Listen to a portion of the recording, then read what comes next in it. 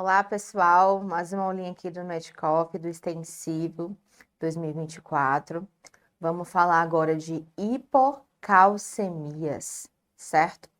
Um tema que cai também frequentemente em prova de residência, tudo bem? E eu sou a professora Mariana, sou médica endocrinologista. E hoje a gente vai avaliar como é que a gente faz o diagnóstico diferencial etiológico das hipocalcemias, do seu quadro clínico e como é que a gente faz o tratamento, tá bom? Então, começando falando do diagnóstico diferencial das hipocalcemias. Então, a gente pode observar que tem várias causas de hipocalcemia. A primeira coisa que a gente tem que fazer quando a gente encontra um paciente com cálcio baixo é saber se está relacionado a uma falta de PTH ou não, tá? Então, das causas relacionadas à falta de PTH, a gente tem aqui o hipoparatireoidismo primário, que é quando tem uma redução da produção de paratormônio pelas paratireoides, a hipocalcemia hipercalciúrica familiar, tá? Que é uma mutação de hiperativação, né, do receptor Kazr, e isso acaba levando, né, a mesmo em níveis normais, e isso acaba levando que mesmo com níveis normais de cálcio, tem uma supressão da produção de PTH, porque ele vai estar sempre lendo que o cálcio sérico está alto, tá? E alterações no nível de magnésio, que também modulam a secreção do PTH. E não relacionadas ao PTH, temos várias outras, como raquitismo, osteomalácia, doença renal crônica, uso de medicação, várias outras causas. A gente vai falar aqui das principais nos próximos slides. Então, começando daquelas relacionadas ao PTH. Então, alguma coisa que está fazendo com que o PTH não seja corretamente produzido. A gente tem uma deficiência de PTH, um PTH baixo, e por conta disso, como eu tenho um PTH baixo, eu acabo tendo um cálcio baixo. Então, a primeira causa seria o hipoparatireoidismo primário. Então, a situação eu ia ter um PTH baixo, um cálcio baixo, eu ia ter uma hipercalciúria, por quê? Porque eu não teria PTH para reabsorver o cálcio e excretar fosfato, então eu teria uma hipercalciúria e uma hipofosfatúria, uma elevação do fósforo sérico, e uma redução da 1,25 de hidroxivitamina D, que é a vitamina D ativa. Se eu não tenho um PTH, eu tenho uma menor ativação da 25-hidroxivitamina D em 1,25 de hidroxivitamina D no rim, uma menor atividade da 1-alfa-hidroxilase, certo? E qual é a principal causa de hipoparatireoidismo? É pós-cirúrgico. O paciente vai fazer uma cirurgia para retirar a tireoide, por exemplo, e como a tireoide está muito próximo, né, muito intimamente relacionada às paratireoides, e as paratireoides são muito pequenininhas, às vezes cirurgias de tireoide que tem um sangramento muito volumoso, ou que tem tireoides muito grandes, as paratireoides ficam meio escondidas e o cirurgião não consegue visualizar as paratireoides de forma correta e acaba retirando cirurgicamente, tá certo? É a principal causa de hipoparatireoidismo primário, é pós-cirúrgico. Uma outra causa é o pseudo-hipopara, que é quando eu tenho, na verdade, uma resistência periférica à ação do PTH, é uma doença genética. Temos também autoimune, quando tem uma destruição autoimune das paratireoides, doenças genéticas das paratireoides, infiltrações neoplásicas na paratireoides e irradiação das paratireoides, irradiação de pescoço, tá certo? A principal é a pós-cirúrgica. A hipocalcemia hipercalciúrica familiar, tá? Então, uma situação em que eu vou ter uma mutação ativador do receptor sensor de cálcio. Então, mesmo com níveis normais de cálcio na corrente sanguínea, ou até mesmo baixo, eu vou ter um Kazr hiperestimulado. E aí, a paratireoide entende que eu tenho cálcio demais e começa a diminuir a produção de PTH. Então, isso acaba levando uma hipocalcemia discreta, um PTH inapropriadamente normal ou baixo e uma hipercalciúria importante por a falta do efeito do PTH. Alterações nas concentrações de magnésio. A gente sabe que para você ter uma boa ação do receptor sensor de cálcio e de produção de PTH das paratireoides, você precisa ter níveis de magnésio adequados, tá? Então, uma hipermagnesemia pode causar uma hipocalcemia. Como? Tá? Então, o magnésio em excesso, ele acaba hiperestimulando o receptor sensor de cálcio. E isso acaba fazendo com que, mesmo em situações em que eu tenho cálcio baixo ou normal, eu tenho uma hiperestimulação do receptor sensor, o que bloqueia a secreção de PTH pelas paratireoides, tá certo? O que pode causar hipermagnesemia? Principalmente o uso exógeno. Então, hoje em dia, muitos médicos vêm prescrevendo aí magnésio oral. E isso aí pode levar a uma hipocalcemia significativa, tá? Por esse mecanismo. Insuficiência renal também, tá? Por um comprometimento da excreção de magnésio. Hipomagnesemia, principalmente relacionado à diarreia crônica, etilismo, diabetes descompensada e medicamentos, também pode levar a uma hipocalcemia. Por quê? Para poder eu conseguir produzir e permitir que o PTH atue perifericamente, eu preciso ter magnésio. Se eu não tenho, eu vou ter uma deficiência tanto de produção quanto de ação do PTH. Agora, das causas que não tem nada a ver com PTH, tá? Então, a situação em que eu vou ter um cálcio baixo e um PTH aumentado como um feedback positivo, ou seja, minha secreção de PTH tá beleza, tá tranquila, tá tendo ali aquela feedback positivo fisiológico, tá? Então, não é por falta de PTH que meu cálcio está diminuído, é por alguma outra causa. Então, vamos aqui ver quais são as principais causas de hipocalcemia não relacionadas ao PTH. A primeira que a gente vai falar aqui é o raquitismo e a osteomalácia, que é uma situação que eu tenho uma deficiência grave de vitamina D, tá? Então, geralmente o raquitismo e a osteomalácia acontecem com níveis de vitamina D menores do que 10, tá? Então, nível de vitamina D menor do que 10, o que vai acontecer? Eu vou ter um prejuízo, né, importante da absorção intestinal de cálcio. E esse prejuízo importante da absorção intestinal de cálcio leva a uma hipocalcemia. Isso faz com que a minha paratireoide entenda que eu preciso produzir mais PTH para aumentar o meu cálcio sérico. Então, eu acabo fazendo um hiperparatireoidismo secundário. Quando eu aumento PTH, eu aumento o quê? A excreção urinária de fosfato. Então, eu faço hipofosfatemia. Então, as pessoas vão ter hipocalcemia e hipofosfatemia.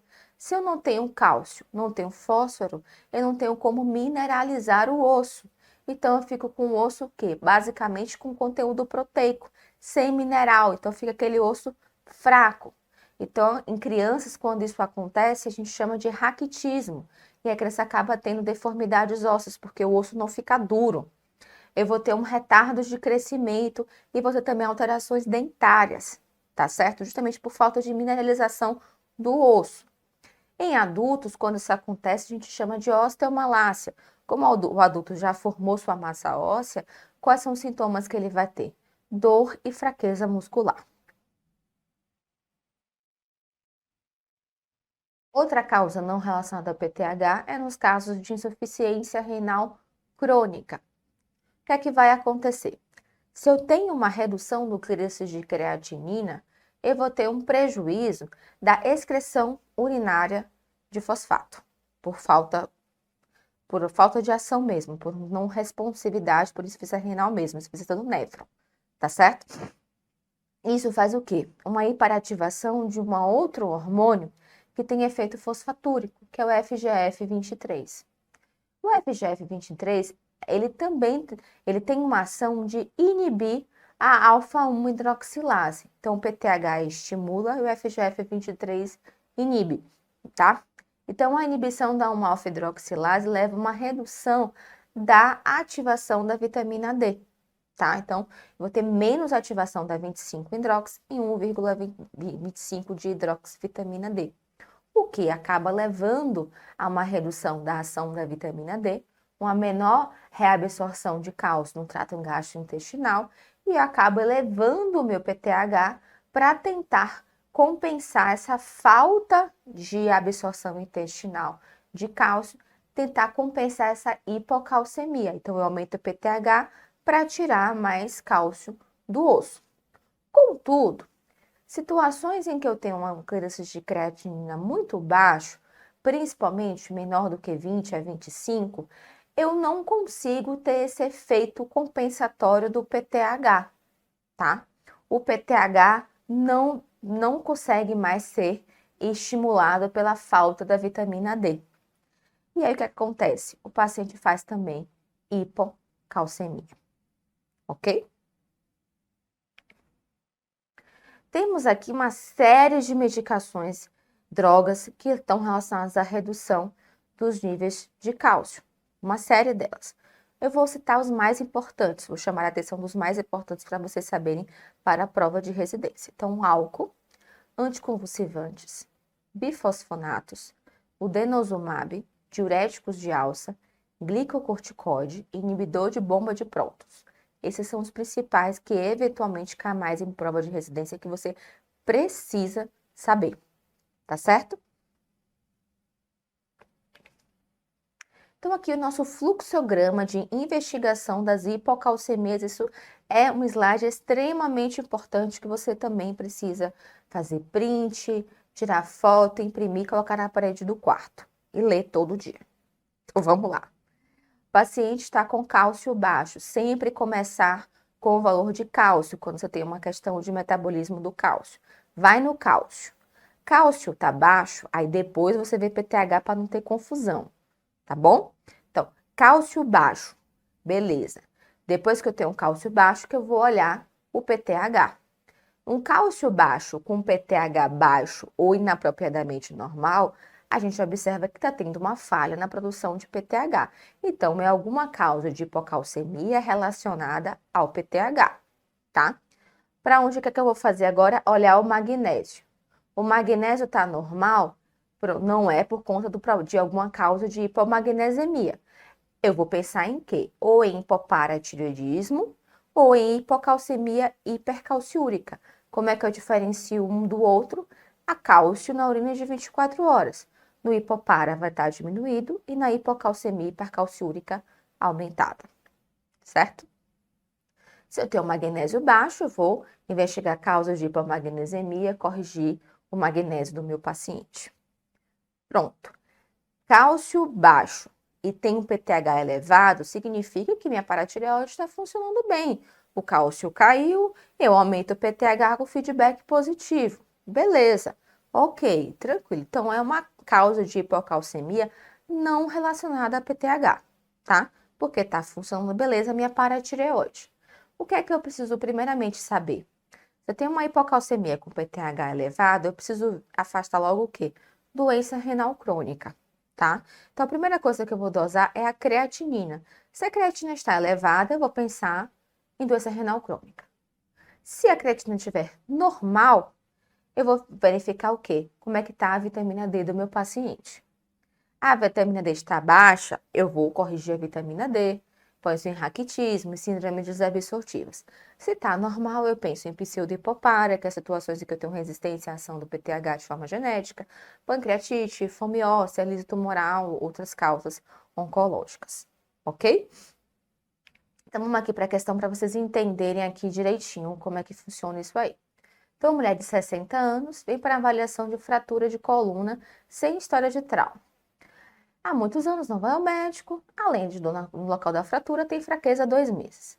Um HB de 10,4, né? Tem uma paratormônio de 110 e um cálcio de 8,2. Então, antes de a gente pensar em câncer lá, vamos pensar, câncer da hipercalcemia. Então, não deve ser por causa disso. Então, vamos aqui pensar. Vou primeiro no cálcio, sempre primeiro no cálcio, tá? Para não confundir com paratormônio. Cálcio sérico baixo é uma hipocalcemia. Depois eu olho o PTH. É uma hipocalcemia não relacionada a PTH, porque a queda do meu cálcio provocou um feedback positivo de aumentar minha paratireoide. Então, minha paratireoide está funcionando, beleza. Então, qual é o próximo passo para investigar a etiologia da minha hipocalcemia? Eu vou avaliar o que? A função renal do meu paciente. Porque se a creatinina estiver aumentada, eu vou pensar em doença renal crônica. Se tiver normal, eu vou verificar se tem alguma deficiência de vitamina D. Se tem, reponho. Se não tem, eu penso em outras causas. Ok? Então, o exame que mais provavelmente identificará a doença de base é B, creatinina. certo? Quadro clínico das hipocalcemias. Então, a hipocalcemia eu vou ter principalmente sintomas relacionados a sintomas musculares, neuromusculares, periféricos. Então, parestesias de face, extremidades, fraqueza, espasmos, hiperreflexia, contrações musculares dolorosas, tetanias, dores abdominais, vômitos, posso ter papiledema ou hipertensão intracraniana, redução da contratilidade cardíaca, bradicardia, distúrbios de condução com prolongamento do intervalo QT, hipotensão refratária, até mesmo insuficiência cardíaca, petequias e púrpuras. Lembrando que em paciente que tem hipocalcemia crônica, ele vai acabar tendo alterações de humor, pode ter alucinações, crises convulsivas, episódios psicóticos, pele seca e unhas quebradiças. A intensidade dos sintomas depende da velocidade de instalação. Quanto mais crônico esses sintomas, vão ser mais insidiosos, tá? Quanto mais rápido, vão ser mais importantes. Duas coisas que o pessoal adora cobrar em prova de residência: esse sinal de Chevostek e Trousseau, que são indicativos de hipocalcemia. O sinal de Chevostek ele é menos específico, tá? Porque ele está presente em 25% dos indivíduos saudáveis. Como é o sinal de Chevostek? Aquele que você faz a percussão e aí você vira a boca para o lado, percutido, tá certo? Esse é o de Chevostek. Isso pode ser indicativo de hipocalcemia, mas muita gente tem e é saudável, tá? O sinal mais específico é o sinal de Trousseau. O sinal de Trousseau ele está presente em 94% dos indivíduos hipocalcêmicos e só 1% dos indivíduos normais.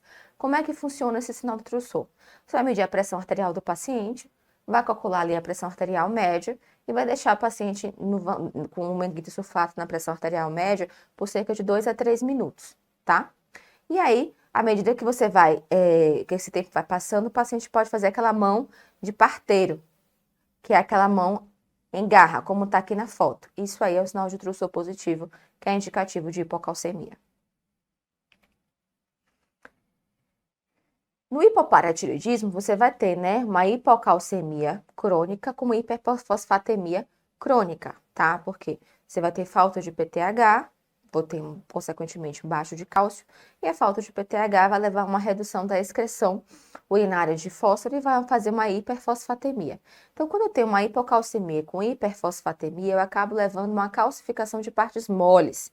Então, eu vou ter principalmente calcificação de gânglios na base, como a gente está vendo aí, em olhos, vasos sanguíneos e articulações. Então, é muito característico calcificação de gânglios da base no paciente com cálcio baixo ser hipoparatiroidismo, ok? E ANSP 2023. Após fazer uma cirurgia de tiroidectomia total, o sinal que deve fazer parte do exame físico é Chevostek, né? Poderia ser Chevostek ou Trousseau, para investigação de hipocalcemia. Lembrando da tiroidectomia, pode levar uma hipopara transitório pós-operatório. Unicamp 2020, um paciente do sexo masculino de 35 anos tem epilepsia e crises convulsivas desde a infância, tá? Isso é importante.